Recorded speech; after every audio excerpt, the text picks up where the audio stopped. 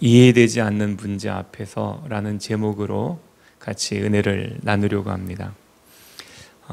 세상에 살아가다 보면은 숱한 문제들을 만나게 됩니다.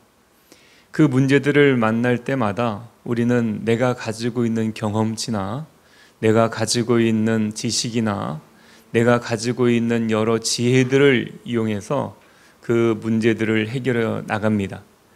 그런데 이 문제들이 그렇게만 다 해결하면서 살아갈 수 있으면 얼마나 좋겠습니까? 그렇게 해결할 수 있는 문제가 있는가 하면은 우리가 해결할 수 없는 문제들도 만나게 되는 거예요. 그래서 그런 어떤 우리가 해결할 수 없는 문제들, 그리고 해결뿐만 아니라 왜 이 문제들이 나에게 주어졌을까?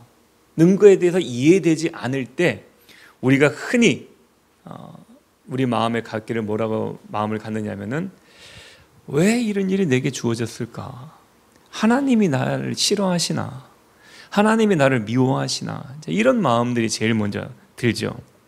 그래서 목회자들 사이에서도 가장 어려운 게 뭐냐면은 신학에 대한 논쟁입니다. 신학에 대한 논쟁. 우리 코로나로 인해서 사람을 만나지 못하고 교회 활동, 모든 활동들이 금지당해서, 법적으로 금지당해서 아무것도 할 수 없는 때에 그렇다고 해서 우리가 그냥 다른 걸 다 할 것도 없잖아요. 그래서 우리 성도님들은 그냥 코로나와 싸우시는 분들도 계시고 하지만 목사는 뭐 하겠습니까? 그때 되면은 책을 못 읽었던 책도 보고 기도도 하고 또 성경도 보고 이제 그러면서 특히 이제 신학 서적들을 이제 많이 보게 되는데 신앙 서적이 아닌 신학 서적을 보게 되면 신학에 대한 이론들이 이렇게 많이 나옵니다.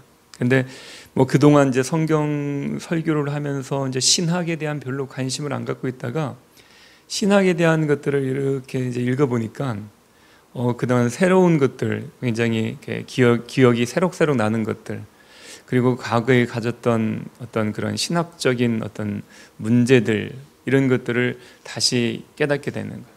그런데 과거에 한참 신학을 공부할 때에 제일 처음에는 막 박이 터지라고 싸웠습니다. 교단이 다른 신학생들끼리 어떤 행사 때문에, 수련회 때문에 만나게 되면은, 어떤 집회 같은 데서 만나게 되면은 또 이렇게 한 방에서 또 이렇게 자게 되면은 밤이 새도록 구원론에 대해서, 말소론에 대해서 막 얘기를 해요. 네가 옳다, 내가 옳다, 막 그러면서 막 얼굴 붉히면서 싸우고, 이제 그러다가 조금 이제 성숙해져 가지고 신학교를 졸업할 때쯤 되면은 어떻게 되냐면은 막 얘기하다가 어차피 끝이 안 날 거예요. 이거는 칼빈 선생님하고 루터 선생님하고도 결론을 못 낸 문제니까, 그 문제들이 지금까지 우리에게 지금 흘러내려오고 있기 때문에 우리가 얘기한다고 해서 결론 날 건 아니거든요. 그래서 항상 이 신학 논쟁의 끝은 이거 우리 하나님 앞에 가서 물어볼 문제다. 우리가 여기에서 결론 짓는다고 될 문제는 아니다. 그래서 네 의견은 잘 들었다. 왜냐하면 장로교나 감리교나 성결교나 순복음이나 이 모든 교리들이 다 다르거든요. 신학들이 조금씩 다 다르거든요. 그렇다고 해서 이단이라고 하지 않아요. 그럴 것 같다면 이 땅에 이단이 더 많아졌을 겁니다. 우리가 공통적으로 인정하는 것들, 정통으로 인정하는 것들을 인정한다면 다 우리가 정통으로 인정하자, 이렇게 얘기해서 우리가 이렇게 봉합을 하고, 구원의 문제가 아니니까. 왜냐하면은 말세론 같은 경우도 그래요. 말세론도 다릅니다. 전천년설, 후천년설, 무천년설, 교단마다 주장하는 주장들이 다 다르고요. 참 재밌는 게 뭐냐, 감리교, 성결교, 장로교들마다 예수님 오시는 시기가 다 달라요. 다 달라가지고, 그런데도 우리는 다 그 감리교, 장로교, 성결교, 순복음에서 다 신앙생활을 하고 있잖아요. 다 구원을 바라보고 있잖아요. 왜냐하면은 이 모든 신학적인 교리가, 신학이 구원의 문제보다 앞서지 못하기 때문에 그렇거든요. 그래서 다 구원으로 우리가 다 이렇게 하나가 되는 것입니다. 그때 늘 하는 얘기가 뭐였냐면은 나중에 하나님 앞에 가서 물어봐야 될 문제다, 이렇게 하고 결론을 지을 때가 참 많이 있었는데 그런 생각이 나더라고요. 그런데 우리 인생의 문제들 앞에서도 우리가 결론 짓지 못하고 알지 못하고 도대체 원인을 알지 못하는 문제들이 있을 때마다 우리는 그 문제를 어떻게 해야 되냐면요, 이렇게 하나님 앞에 가서 물어볼 문제입니다.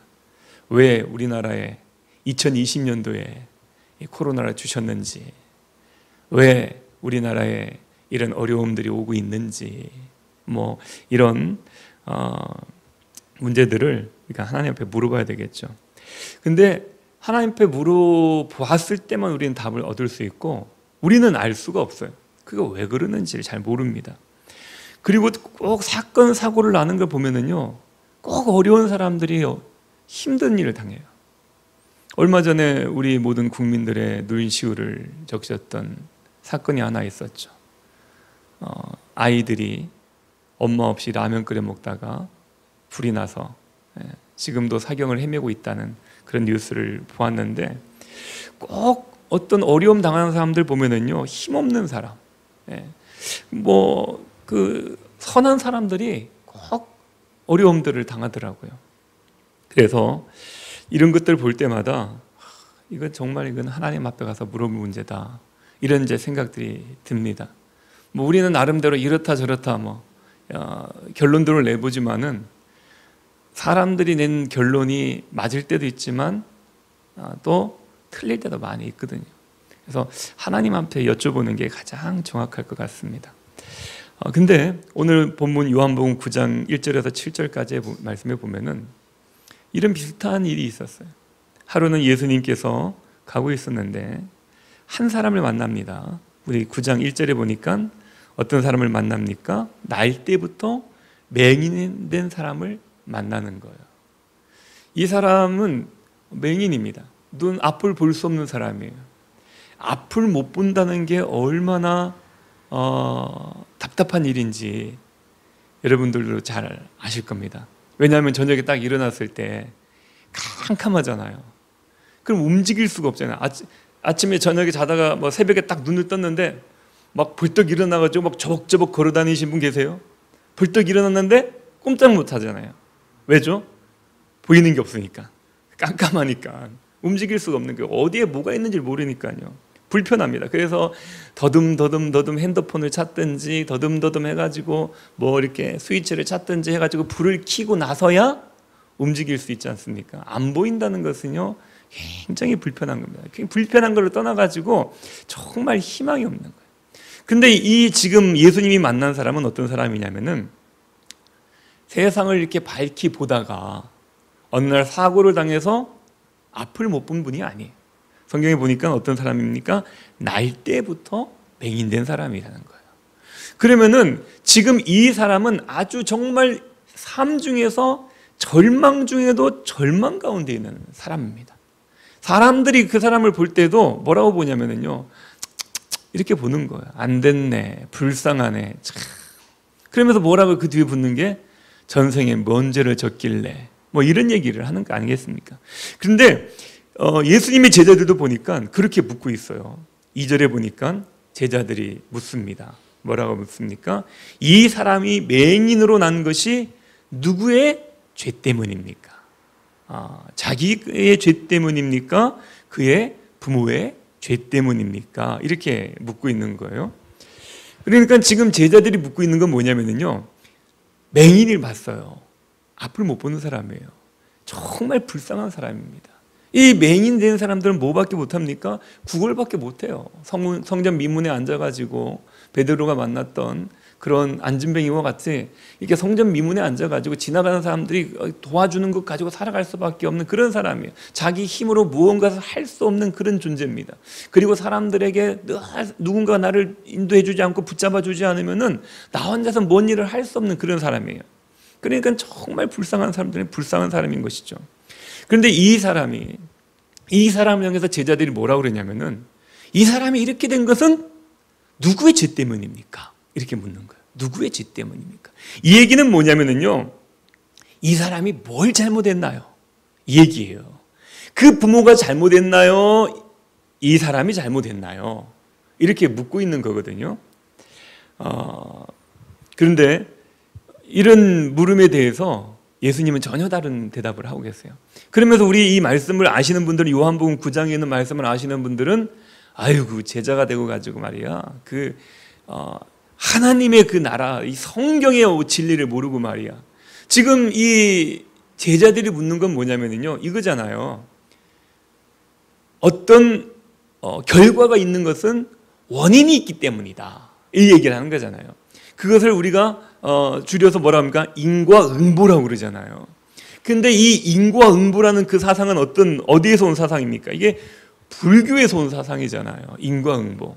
원인이 있으면 결과가 있는 것이다, 이거예요. 우리가 그 욥기에 봐도 그렇잖아요. 욥기가 고난을 당했을 때 그 친구들이 왔어요. 와서 뭐라 그럽니까?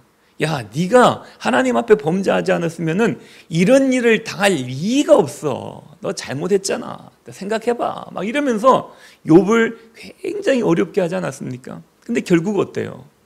욥이 잘못했기 때문에 그런 일을 만난 것이 아니었잖아요. 그런데 지금 그 구약의 성경을 알고 있는 유대인들이에요. 그리고 예수님의 제자들이라는 사람들입니다. 그런데 이 사람들이 지금 어떤 얘기를 묻고 있냐면은 인과응보의 사상을 들고 또 온 거예요. 근데 이 인과응보의 사상을 우리가 생각할 때는 아이고 참 제자가 좀 그렇네 라고 얘기하지만, 사실 이런 질문들은 우리들도 그렇게 생각할 때가 많아요.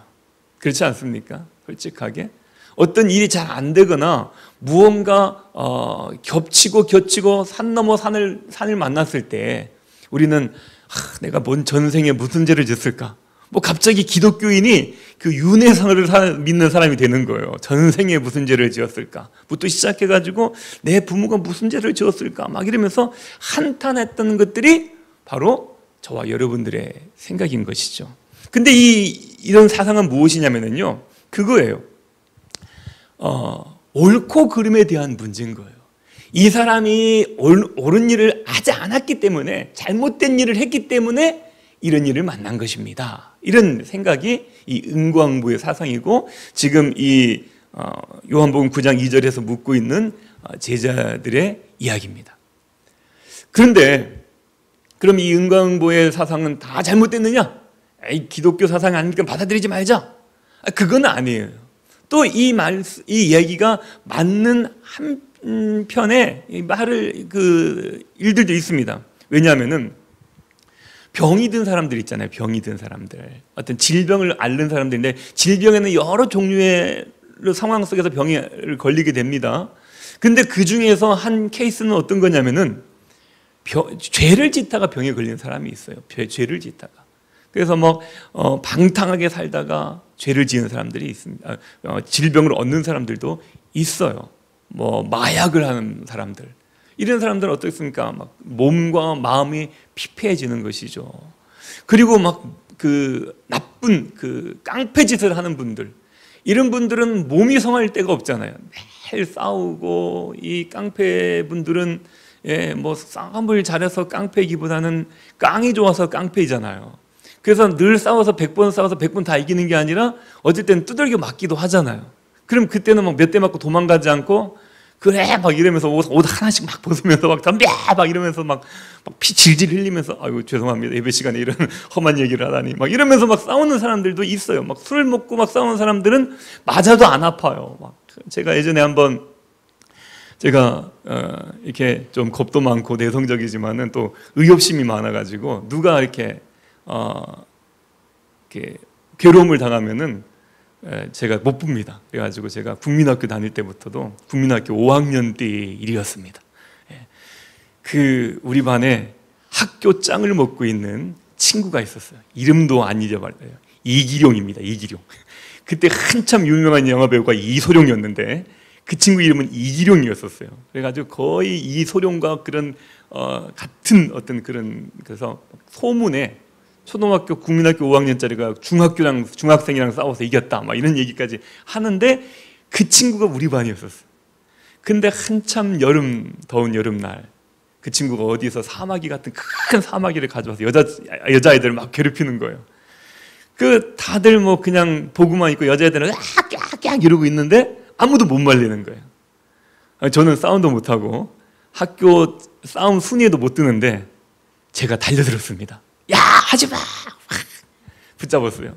그랬더니 그 친구가 너 뭐야? 놔 이러는데 참 하나님이 보호하사 그 친구가 이제 더운 여름이니까 바닷가 근처에 있는 지역에 살았기 때문에 먼저 바다에 가서 수영을 하고 온 거예요. 근데 바다에 수영하고 뜨거운 볕에서 수영하면 어떻게 됩니까? 등이 다 까지잖아요. 등이 다 까져서 온 거예요. 전날 수영을 해가지고. 하나님이 저를 살리시기 위해서 그렇게 하신 줄 믿습니다. 그래서 꽉 등을 잡았더니 막 그 등이 따가워가지고 놔 이러면서 결국에는 한 대도 안 맞고 그 모든 상황을 다 정리가 되면서 저는 학교에서 학교 짱하고 싸워가지고 안 맞고 끝난, 무승부로 끝난 사람이 되어서 굉장히 이렇게 이름도 올라가고 주가도 올라갔던 그런 사건이 있었던 기억이 납니다. 근데 어찌 됐든지 간에 어떤 그런 이제 험한 일을 한 분들은 그렇게 험한 일을 하면서 그렇게 몸이 상하고 병이 드는 경우들이 있어요. 이거는 누구의 죄 때문입니까? 자신의 죄 때문에 그런 거잖아요. 마약을 한다든지 뭐 이렇게 나쁜 일을 한다든지 이런 것들은 자기가 자기의 몸을 관리하지 않고 악한 일을 해서 드는 병이에요. 또 어떤 경우가 있냐면요, 이런 사람들이 질병 가운데 그런 어떤 큰 병을 앓고 있는 이제 마약 중독 같은 경우, 뭐 이런 분들이 마약을 하면서 흡입을 하고 막 이렇게 하면서 약물에 중독된 상태에서 아이들을 출산하게 되면 어때요? 그 아이들도 부모의 영향을 받게 됩니까? 안 받게 됩니까? 그래서 심각한 장애를 가지고 태어날 경우도 많이 있잖아요. 그건 누구의 죄 때문이에요? 그거는 부모의 죄 때문이잖아요. 이런 예처럼 이 응과 응보라 같은 그런 생각들이, 그런 사상이 적용되는 때도 있다. 그런데 중요한 건 뭐냐면요, 그게 다가 아니라는 거예요. 오늘 요한복음 9장 2절에 보면은 그 제자들이 예수님께 물어봤어요. 이 사람이 어떤 악한 일을 했기 때문에 이런 맹인이라는 이런 상황이 되었습니까? 라고 물었지만은 예수님께서는 뭐라고 얘기하냐면은, 야, 그 사람의 죄로 그런 거 아니야, 이렇게 얘기를 했던 것이죠. 그러면서 예수님께서 뭐라고 말씀하셨냐면은, 우리 3절 말씀 한번 볼까요? 같이 한번 읽어보겠습니다. 3절 같이 읽습니다. 시작.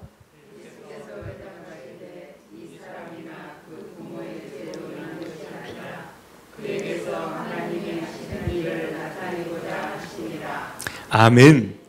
지금 유대인들은요, 지금 그 제자들은 어떤 사고에서 접근을 했냐면은 율법적으로 사람의 상황에 접근한 거예요. 이 사람이 착한 일을 했느냐, 나쁜 일을 했느냐, 이 사람이 선하냐, 악하냐, 악했기 때문에 이런 죄를 받았고 이런 결과가 없고, 선한 사람은 부자가 되고 선한 사람은 존경받는 사람이고 선한 사람은 유명한 사람이 되는 것이다 라는 생각이 꽉 잡혀 있는 것이죠. 근데 예수님은 지금 이 맹인을 보면서 절대 절망 가운데 살고 있었던 이 맹인을 향해서 예수님이 말씀하시는 건 뭐냐면은, 뭐라 그랬습니까? 죄 때문에 그런 게 아니다. 옳고 그름의 문제가 아니다. 뭐 때문이라고요? 하나님이 하시는 일을 나타내고자 함이라. 무슨 의미냐면요, 이 사람이 이렇게 된 것은 하나님의 뜻이 있는 거야. 하나님의 계획이 있는 거야. 이렇게 얘기하는 것입니다. 이 사람이 왜 사는 줄 알아? 하나님의 뜻이 있기 때문에 사는 거야. 이 얘기를 하는 겁니다. 할렐루야. 우리는 이 사람이 어떻게 살아가느냐, 이 사람이 어떤 일들을 했기 때문에 이렇게 됐느냐의 관점을 가지고 바라보지만은, 하나님은 이 사람이 왜 살아가는지에 대해서 바라보고 있다는 거예요. 저와 여러분들도 이 문제를 두고 깊이 생각을 해보시기를 바라겠습니다. 우리의 있는 지금 처해 있는 상황, 어떻게 살아야 되나? 내가 이렇게 힘든데 어떻게 살아야 되나? 내가 이렇게 가진 것이 없는데 어떻게 살아야 되나? 내가 이렇게 속상한 일이 많은데 어떻게 살아야 되나? 내가 어떤 일들을 했기 때문에 이렇게 되었나? 막 이런 것들을 원인을 찾으면서 우리는 그 문제를 해결해 보려고 하지 않습니까? 근데 우리의 시선을 바꿔야 돼요. 왜냐하면은 그렇게 문제를 옳고 그름의 문제를 가지고 선과 악의 문제만 가지고 우리의 문제를 바라본다면은 찾을 수가 없어요. 왜 선한 사람들이 죽어나갑니까? 왜 착한 어린 아이들이 죽어나갑니까? 세상의 악한 것들을 경험하지 못한 어린 아이들이 왜 라면을 끓여 먹다 죽어야 됩니까? 이 세상에 태어나서 걸어보지도 못한 아이들이 부모의 방치 때문에 왜 죽어야 되는 겁니까? 연약한 사람들이 왜 강한 사람들의 손에 이끌려서 살인을 당해야 되는 겁니까?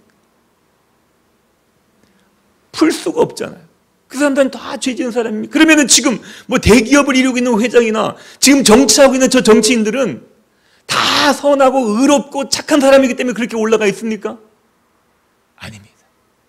우리는 지금 현재의 삶을 가지고 어떻게의 문제가 아니라 우리가 왜 살고 있는지, 우리의 삶을 통해서 하나님이 어떤 계획을 가지고 있는지 우리는 바라볼 수 있는 시선을 가져야 된다는 것이죠. 우리가 살아야 될 원인을 과거에 두지 마십시오. 우리가 과거에 이렇기 때문에 내가 이렇게 됐어, 이 문제가 아니라 우리의 살아야 될 원인을 미래에 두셔야 돼요. 나를 통해서 하나님이 무엇을 이루려고 하시는가. 정말 우상으로 찌들은 그 집안에 내가 그리스도인으로 그 집안에 들어가서 박해를 받고 핍박을 받고 미움을 받고 있다면은 내가 왜 뭔 죄를 지었기 때문에 이 우상 섬기는 집안에 들어와가지고 이런 고생을 해야 되는가 아니라 미래적인 그 원인을 찾아야 됩니다. 하나님이 무엇 때문에 나를 여기에 보내셨을까? 이걸 찾아야 되는 거예요. 내가 힘들고 어려움 당하니까 이것을 어떻게 해결해 나가고 어떻게 피할 수 있느냐가 아니라 우리가 바라봐야 될 부분은 뭐냐면은 하나님이 나를 왜 이곳에 보내셨을까? 이것을 생각해야 된다는 것이죠. 하나님께서는 오늘 그 시편에 나오는 이 맹인의 상태를 하나님이 하시고자 하시는 일이 있다. 앞으로 이 사람을 통해서 하려고 하는 목적이 있다. 이 말씀을 하시는 겁니다. 자, 그렇다면은 우리는 이 오늘 본문의 말씀을 통해서 하나님이 일하시는 방법에 대해서 우리가 알 수가 있습니다. 우리가 생각했던 이해가 안 되잖아요. 그 맹인이 태어날 때부터 맹인으로 태어났습니다. 앞을 보지 못하는 사람을 태어났어요. 세상적으로 보면은 아주 막 저주 가운데 태어난 사람 중에 한 명입니다. 그런데 우리는 이해할 수가 없어요. 이해할 수가 없습니다. 그런데 지금 예수님께서 말씀하시는 건 뭐냐면요, 하나님께서 하나님의 일을 위해서 그렇게 했다는 것입니다. 그러면서 나중에 말씀을 보면은 어떤 일이냐면요, 어떻게 증인이 되냐면은 이 사람 때문에 많은 사람들이 예수님 앞으로 나오더라, 이런 얘기가 되어 있습니다. 하나님이 일하시는 방법은요, 우리가 생각했을 때 이해가 안 돼요. 그냥 막 멋지게 태어나게 해가지고 멋지게 일을 하면은 멋질 거 아닙니까? 근데 하나님은 맹인으로 태어난 사람을 써서 하나님의 영광을 위해서 일을 한다는 그런 것이 오늘 본문의 얘기예요. 그렇다면은 하나님이 일하는 방법을 찾아본다면 특징을 보면은 두 가지로 볼 수 있어요. 한 가지는 뭐냐면은 하나님은 미래적인 특징을 가지고 있습니다. 하나님이 하시는 일은 늘 언제나 미래적인 일이에요. 미래적인 일. 우리는 그런 거 얘기하잖아요. 이 땅에서 복 받는 거 좋아하고, 이 땅에서 무언가 내 현재의 삶 속에서 무언가를 얻는 걸 좋아하고 막 이러잖아요. 그것이 우리의 어떤 인간의 본질적인 어떤 그런 본성입니다. 그렇지만은 하나님의 방법은 뭐냐면요, 사람의 방법과 다르다는 거예요. 하나님의 방법은요, 우리가 생각하는 우리의 생각과 다르다는 거예요. 그래서 주님이 우리에게 하나님의 일을 나타내실 때마다 보면은 지금 당장의 문제가 아니라 미래적인 문제예요. 예수님이 오셨을 때 유대인들은 뭐라 그랬습니까? 지금 당장 우리를 로마의 속국에서 해방되게 하십시오, 이거였어요. 당신이 메시아면 우리를 정치적으로 자유하게 해보십시오, 이런 거였었어요. 이스라엘 민족이 애굽에서 나왔을 때 그들이 기대했던 게 뭐였었습니까? 이 애굽에서 나가면은 하나님께서 좋은 땅을 우리에게 주실 거야, 이게 그들의 기대였었어요. 그런데 하나님은 어떻게 일을 하십니까? 예수님께서 계속해서 공생애 동안 하셨던 말씀이 뭐냐면요, 하나님의 나라에 대한 이야기를 하는 거예요. 복음에 대한 이야기를 하는 거예요. 천국이 가까웠다 이 얘기를 하는 거예요. 천국이 아니라 이스라엘의 해방을 외쳤지만은 유대인들은 예수님은 천국을 얘기하는 거예요. 천국을 준비해라 이 얘기를 하는 거예요. 애굽에서 나온 유대인들을 생각할 때는 애굽보다 더 좋은 땅을 기대했는데 하나님은 그들을 어디로 이끄십니까? 광야로 이끄시잖아요. 광야로. 하나님의 방법, 하나님이 일하시는 방법은 미래지향적인 방법을 사용하십니다. 할렐루야. 그러므로 여러분들이 언제나 우리가 하나님이 일하시는 방법을 볼 때마다 소망을 가지십시오.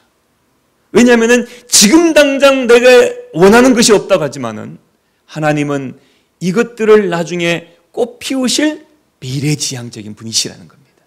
우리가 주님의 말씀 가운데 지금 상황들을 참고 인내하고 기다릴 줄 안다면 하나님은 나중에 꽃 피우게 하는 겁니다. 미래지향적인 거예요. 예수님이 말씀하시는 것은 무엇이냐면요, 이 맹인이 살면서 얼마나 원망하며 살았겠습니까? 내 인생 왜 이래? 그러니까 원망하며 나는 왜 맹인일까? 뭐 이렇게 생각을 살며 살아왔지만은 하나님께서는 이 맹인을 통해서 주님의 영광을 나타내시려고 하셨다는 겁니다. 할렐루야. 만약 저와 여러분의 삶 가운데서도요 그렇게 생각하죠. 주님의 영광이 뭐가 중요해? 내 영광이 중요하지. 이렇게 생각하시는 분 혹시 계십니까? 그거는 저와 여러분들이 하나님을 잘못 배운 거예요. 성경을 잘못 배운 것입니다. 물론 하나님께서 이 땅에서 우리에게 복을 주시기도 하십니다.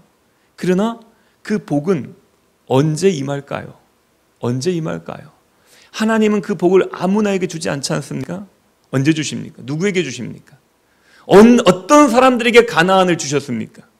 하나님의 말씀을 순종하는 자들, 하나님의 말씀을 신뢰하는 자들, 죽음의 순간까지 갔던 그 사람들, 이 사람들을 하나님께서는 죽음 가운데 내몰으시지 않으시고 미래적인 그 지향점을 가지시고 그들이 하나님의 영광을 보게 하는 그 가나안 땅, 젖과 꿀이 흐르는 땅, 자유가 넘치는 그 가나안 땅으로 이끌기 위해서 많은 시간의 훈련의 시간들을 거치게 하셨던 것이죠. 하나님의 은혜는, 하나님의 축복은 언제 임합니까? 저와 여러분들이 광야의 시간들을 믿음으로 하나님이 인도하신 그 길들을 걸어갈 때에 우리는 하나님의 축복을 받을 수가 있는 것이죠. 두 번째 문제는 뭐냐면 하나님께서는 미래지향적인 분이셔요.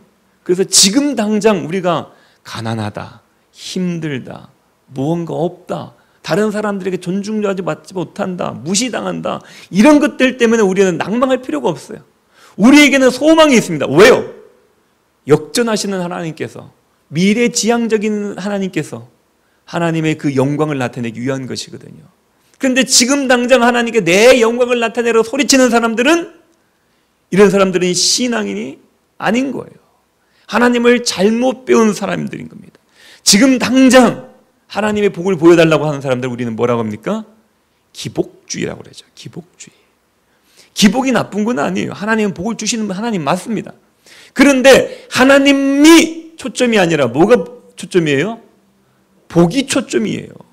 그러면은 내가 하나님을 믿는 이유가 복 때문에 믿는다면은 이것이 바로 기복주의예요. 복이 하나님이에요, 그 사람들에게는. 그런데 진짜 하나님은 어떤 하나님입니까? 저 하늘에서 내려다보시고 우리를 위해서 목숨을 내어주신, 그리고 현재는 성령님께서 우리 속에서 역사하시는 그 하나님, 삼위일체 하나님이 우리가 섬겨야 될 하나님 아니십니까? 그러면 그분의 영광을 위해서 우리가 쓰임받을 때 우리는 기뻐하고 감사하고 즐거워할 수 있어야 되는 것이죠. 그래서 우리는 지금 우리의 현재의 모습들 때문에 절망하거나 낙심하지 마십시오. 미래를 기대해 보시길 바라겠습니다. 하나님이 일하시는 두 번째 방법은 뭐냐면요, 이겁니다.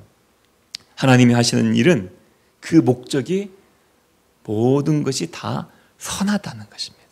할렐루야. 하나님이 일을 하시는 방법을 보면요, 현재까지 불행한 삶을 살았지만은 예수님을 만난 다음에 어떻게 됩니까? 그 인생이 완전히 변하지 않습니까? 오늘 9장에 나와 있는 맹인은 태어날 때부터 앞을 보지 못했어요.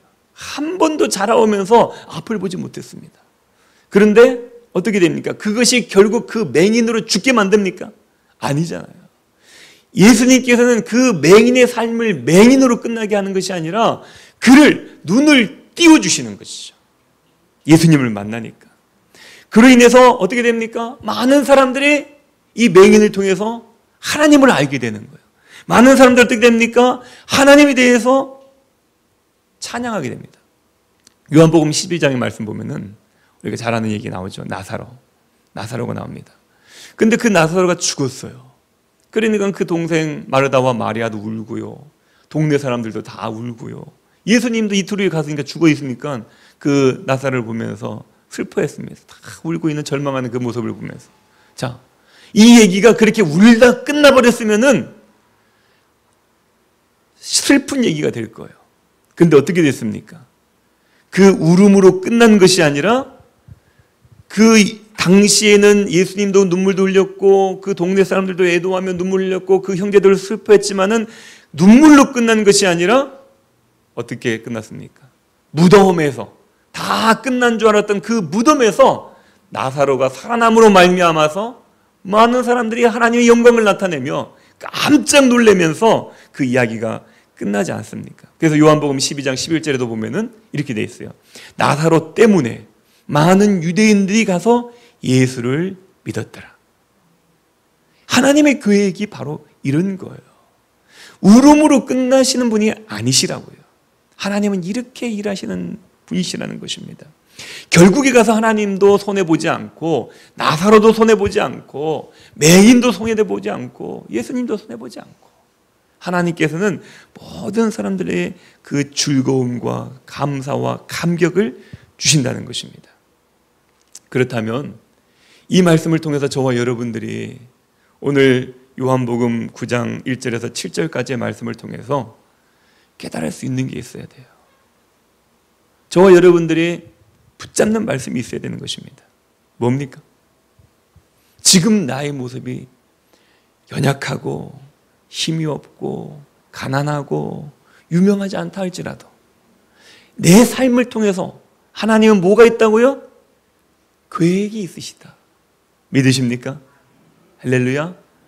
믿으시길 바라겠습니다. 우리가 잘 알고 있는 한 얘기가 있어요. 한 보소에 앤이라는 소녀가 들어왔습니다. 근데 이 앤의 부모님은 엄마는 죽었고 아빠는 알코올 중독자였습니다. 그래서 이 아빠로 인해서 술만 먹으면 폭행을 하고 때리고 부수고 그런 와중에 엄마가 죽어버렸으니 얼마나 상처를 받았겠어요. 그래서 그 동생과 함께 보호소로 왔는데 같이 왔던 그 동생도 병들어 죽고 말았어요. 자기 혼자밖에 안 남은 거예요. 여자아이가. 그래서 이 아이는 아주 큰 충격을 받았습니다. 그래서 이제 정신 이상이 되어지고 앞을 볼 수 없는 그런 장애가 오기 시작한 거예요. 그래서 수시로 이 아이가 정상이 아니다 보니까 막 자살하려고 그러고 막 이런 과정 중에 있어서 그 병원에서 보호소에서 이 아이는 정신병원에서 이 아이는 구제불능이다 라고 다 포기를 했습니다. 그때에 한 간호사가 그 앤이라는 여자아이를 돌보게 되었습니다. 이 로라라는 그 나이 많은 간호사였는데 뭐 이 간호사가 이 아이를 치료한다기보다는 친구가 되어주려고 그랬어요. 그리고 그에게 과자도 갖다 주고 책도 읽어주고 또 막 그러면서 가까워지려고 했습니다. 그런데도 불구하고 이 앤이 어떤 별다른 호전이 없는 거예요. 그렇게 많은 시간을 지나면서 이 로라라는 간호사도 이 아이는 이제 구제불능인가 보다 라고 포기하려는 그때에 그가 갖다 놨던 그 과자 접시에 초콜릿 하나가 없어진 것을 깨달은 거예요. 그래서 이 아이가 먹었구나. 그리고 이 로라라는 이 간호사가 용기를 얻고 계속해서 그 아이를 위해서 책을 읽어주고 기도해주고 막 그런 거예요.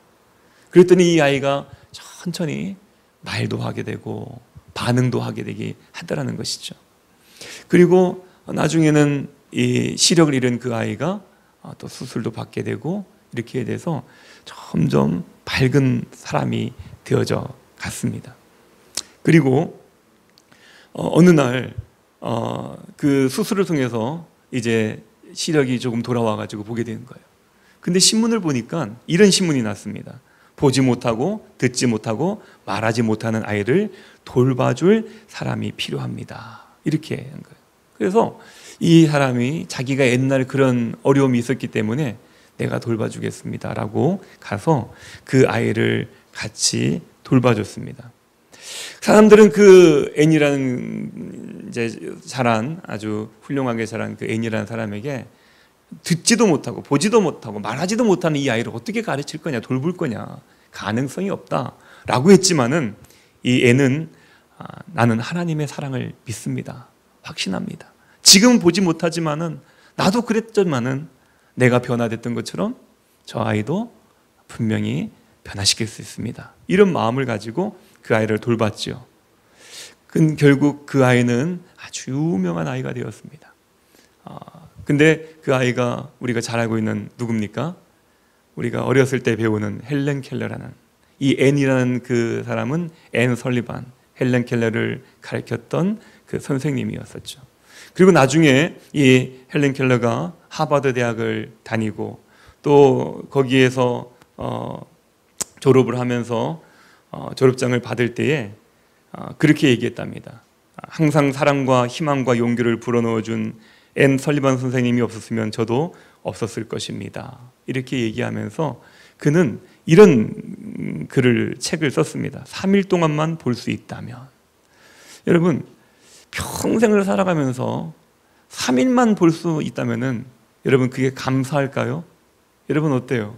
그 많은 숱한 날, 1년 365일이고 10년이면 3650일인데 그 숱한 날들 가운데서 3일만 세상을 볼 수 있다면 여러분들 감사가 나오겠습니까? 원망이 나오겠습니까? 원망이 나오죠. 딴 사람들은 저렇게 몇천 번 날들을 보는데 나는 3일밖에 볼 수 없는데 내가 뭘 감사하겠습니까? 근데 헬렌 켈러는 그 책에서 그는 이 3일을 보는 동안 그는 마지막 첫째 날이 지나고 둘째 날이 지나고 마지막 이제 아이가 세상을 보지 못하는 그 시간이 되면은 그는 이렇게 얘기했습니다. 나는 저녁에 모든 일이 다 끝나고 이제 내가 세상을 보지 못하는 저녁이 된다면 나는 집에 돌아와 사흘간 눈을 뜨게 해주신 하나님께 감사의 기도를 드리고 싶습니다. 이렇게 적었다는 거예요. 하나님께서는요, 우리가 정말 어려운 일들을 당하고 어떤 지금 현재의 삶이 힘들고 그렇지만은 하나님을 만난 사람들은요, 그 가운데서 감사를 넘쳐나게 한다는 거예요. 하나님의 방법은요, 하나님이 일하시는 방법은 우리와 다른 겁니다. 그래서 하나님은 결코 우리를 눈물의 사건으로 끝나지 않게 하신다는 겁니다. 감사의 사건으로 끝나게 하시는 것이 주님이 일하는 방법인 것이죠. 그래서 예수님은 그에게 그 맹인을 고쳐주시는 마지막 방법이 보면은 이렇게 고칩니다. 6절부터 7절까지 보면 그래요. 땅에 침을 뱉어서 진흙을 이겨 그의 눈에 바르십니다. 그리고 예수님께서 이제 하나님께 하늘을 향해서 손을 들고 그 맹인의 눈에 손을 대고 기도를 하면서 하나님, 이 맹인의 눈을 뜨게 하옵소서, 하나님의 영광을 보게 하옵소서 라고 기도했으면 그 눈이 안 떠졌을까요? 떠졌겠죠. 하나님 그렇게 하실 수 있어요. 믿으십니까?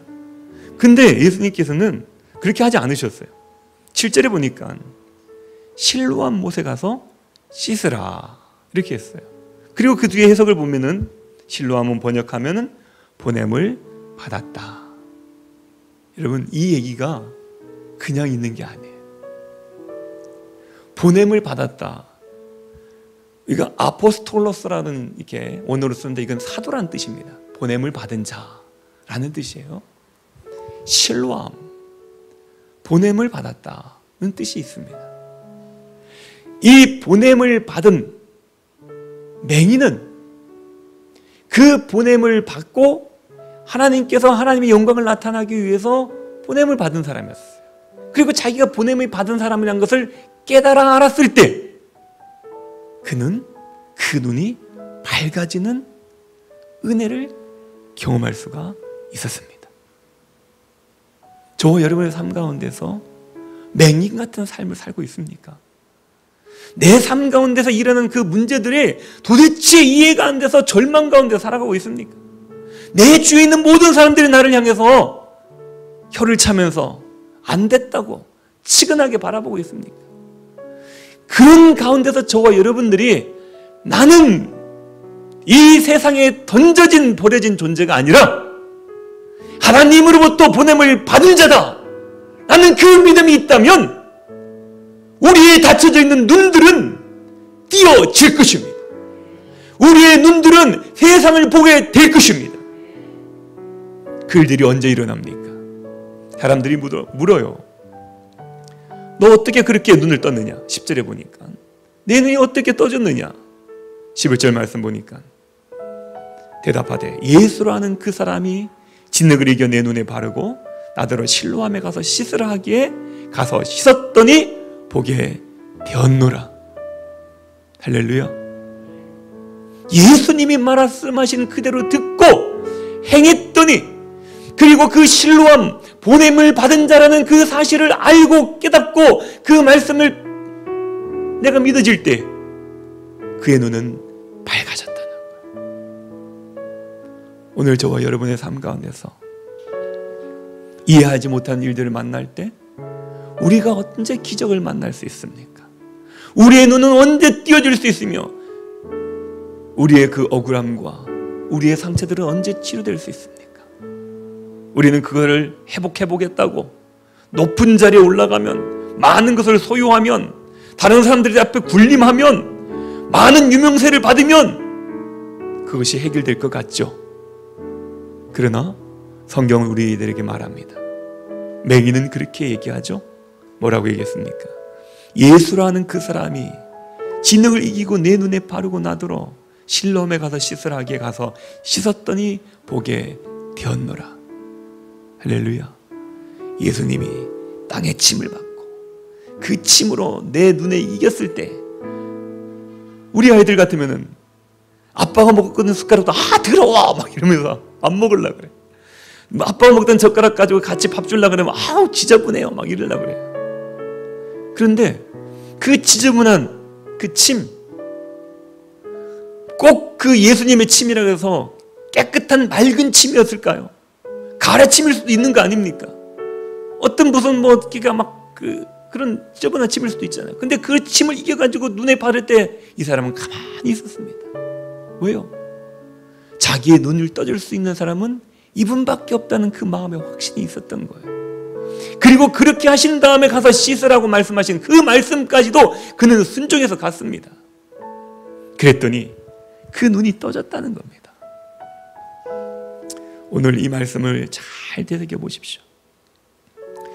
우리는 하나님의 자녀들이고요, 하나님의 백성들입니다. 하나님으로부터 보냄을 받은 사람들이에요. 할렐루야. 우리는 어떻게 우연찮게 그냥 태어나가지고 그냥 살아가는데 재수없게도 나는 뭐가 되는 일이 없는 그런 사람이 아니라, 하나님께서 저와 여러분들을 택하셨고 저와 여러분들을 먼저 이 땅에 보내셨으며 하나님의 영광을 나타내기 위해서 우리를 보내신 분들이라는 겁니다. 근데 하나님 우리를 어디로 보내십니까? 어둠의 나라에서 광명의 나라로 보내시는 거예요. 과거의 삶에서 미래로 보내는 것입니다. 사람들은 과거에서 우리의 그 목적을 찾으려고 그러죠. 네가 어떤 일을 했느냐. 그런데 하나님은 우리들에게 미래를 얘기하시는 거예요. 너의 과거는 어떻든지 상관없어. 그런데 너는 천국의 백성이 되어야 돼. 내 자녀가 되어야 돼. 이 말씀 하시는 것입니다. 그리고 절망의 사람은 태어날 때부터 맹인됐던 그 절망의 자리에서 소망의 자리로 옮기시는 것이, 가게 하시는 것이 하나님의 방법. 마지막에는 죽음에서 영생으로 옮기시는 것이 하나님의 방법입니다. 보냄을 받은 자가 되었을 때 우리는 그렇게 나아갈 수가 있는 것입니다. 오늘 이것이 예수님을 만났던 맹인의 이야기가 아니라, 오늘 이 예배 시간에 주님 앞에 무릎 꿇고 주님이 성경을 통해서 우리에게 전하시는 그 음성을 들으며 결단하는 우리들의 이야기인 것이죠. 이렇게 우리에게는 하나님의 계획이 있음을 믿으십시오. 섭리가 있고 목적이 있습니다. 우리는 이 맹인을 통해서 우리의 자신의 모습을 보아야 됩니다. 저와 여러분도 이같이 하나님의 은혜를 체험하며 살아가야 됩니다. 그 은혜는 내가 정해놓은 기준이 아닙니다. 세상이 정해놓은 어떤 기준이 아니에요. 하나님의 방법대로, 하나님의 계획대로 이루어지는 것입니다. 그렇다면 끝까지 우리는 누구를 쫓아가야 됩니까? 하나님의 말씀을 쫓아가야 되는 거예요. 실로암은 늘 거기 있었어요. 특별한 곳이 아닙니다. 그런데 예수님이 그 실로암을 지목할 때에 그 실로암은 회복의 강이 된 겁니다. 우리 속에 아무것도 없다고요? 아닙니다. 주님이 우리를 만나주시고 주님이 말씀하시면 내 주위에 있는 모든 것들이 변하여서 회복이 되어질 줄 믿습니다. 은혜가 되어질 줄 믿습니다. 오늘도 이 3일 예배를 통하여서 하나님의 크신 은혜를 경험하시고 하나님의 섭리와 하나님의 계획이 저와 여러분의 삶 가운데서 열매 맺히는 주님의 은혜가 있으시기를 주님의 이름으로 축원드립니다.